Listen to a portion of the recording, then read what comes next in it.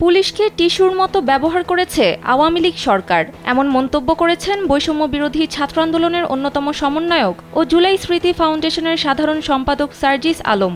আন্তর্জাতিক মানবাধিকার দিবস উপলক্ষে মঙ্গলবার রাজধানীর সোহরাওয়ার্দী উদ্যানে গুম হওয়া ব্যক্তিদের পরিবারের সদস্যদের নিয়ে গঠিত সংগঠন মায়ের ডাকের সমাবেশে তিনি কথা বলেন। জুলাই আন্দোলন ঘিরে মামলা বাণিজ্যের অভিযোগ তুলে সার্জিস বলেন, পুলিশকে টিস্যু পেপারের মতো ব্যবহার করেছে আওয়ামী সরকার, তবে দলমত নির্বিশেষে সবাই যখন ঐক্যবদ্ধভাবে মাঠে নেমেছে তখনই শেখ হাসিনা পালাতে বাধ্য হয়েছে।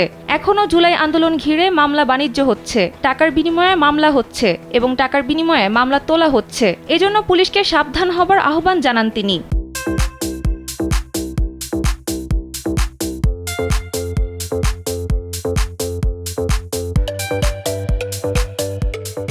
বৈষম্য বিরোধী আন্দোলনের নেতা বলেন, এখন আগের মতো ভারতের সঙ্গে আর অসমতার সম্পর্ক নয়। কোনো ধর্ম বা জাতির নামে কেউ উগ্রবাদী কিছু করার চেষ্টা করলে সেটা সফল হতে দেব না, সবাই মিলে রুখে দেব।